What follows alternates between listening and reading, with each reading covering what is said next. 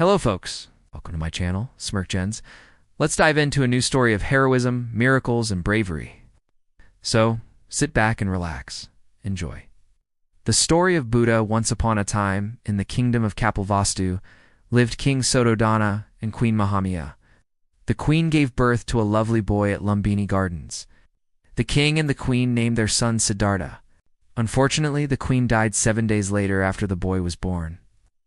When Siddhartha was growing up, a wise man named Kala Devala informed King Suddhodana that his son would witness things that would make him miserable and lead him to flee to the jungle.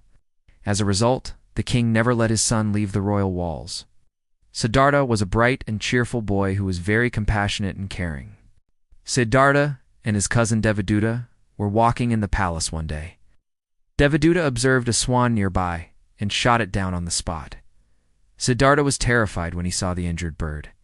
He drew the arrow from the swan's body and applied medicinal herbs to the wound. His cousin wanted the bird as he shot him, but Siddhartha didn't agree. As a result, the two boys proceeded to court. In the court, the wise man said that the swan belonged to the person who saved it and not to the one who attempted to take the bird's life. Siddhartha matured into a young man. King Suddhodana wed him to the beautiful princess Yashodhara. King Suddhodana thought that after Siddhartha's marriage, he would never leave his home since he had a wife.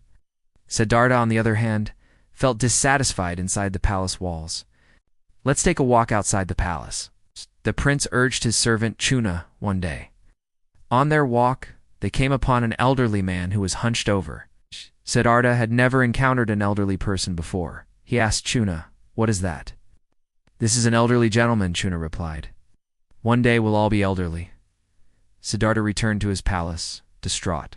Siddhartha went out of the palace again after a few days. This time he saw a sick man who was wailing in pain. "Why is that man crying, Chuna?" the prince wondered, having never seen a sick person before. "He's unwell, and due to pain, he is wailing," Chuna responded. The prince was unhappy and returned to his palace. When Siddhartha stepped outside the palace the next time, he observed a group of people dragging a dead body. "One day, we all will die," Chuna said to Siddhartha, explaining to the prince that he was seeing a dead person. Siddhartha knew the king had kept him in the palace to keep him safe from these possible dangers. "We all have to go through this stage, get old, ill, and die." The prince wondered to himself, "Do we not have any other options?" Siddhartha stepped outside the place once more. He noticed a man with orange robes, shaved head, and a bowl in his hand. The man appeared to be in a very good mood. "Who is that man, Chuna?" inquired. "That's a sensible man. He had abandoned everything and gone to the wilderness to seek happiness," Chuna replied. The prince pondered all he had witnessed. After that, he decided to leave the palace in search of happiness. One night, while his wife and son were sleeping, Siddhartha secretly left the palace with his devoted servant, Chuna. They walked together till they reached the Anama River. The prince removed his imperial garments there. He handed Chuna his clothes and his horse to return to the palace. He then shaved his long hair, donned an orange robe, and walked out holding a bowl. "Do you know the route to everlasting happiness?" Siddhartha inquired of each person he met. Nobody had an answer for him. Finally, Siddhartha sat beneath a Bodhi tree and attempted to solve the problem independently. He started meditating. Siddhartha's journey came to an end after several years. People referred to him as Gautama Buddha, since he had matured into a knowledgeable man. Buddha cherished all birds and animals, and he treated them with compassion. Siddhartha's jealous cousin Devadutta once dispatched wild elephants to attack Buddha. On the other hand, the elephants knelt down in front of Buddha when they saw him. Gautama Buddha had a huge number of followers.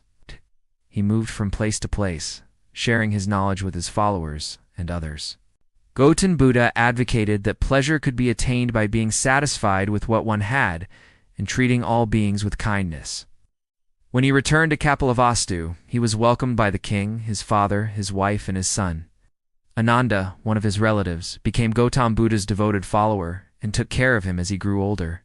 Gautama Buddha continued to preach for another 45 years. Finally, in Kusinara, Gautama Buddha laid down beneath the sala trees and exhaled his last breath. Story summary. Here is the summary of the story of Buddha. This is a story of a prince who was born in the kingdom of Kapilvastu to King Suddhodana and Queen Mahamaya. The queen died 7 days after giving birth to the boy.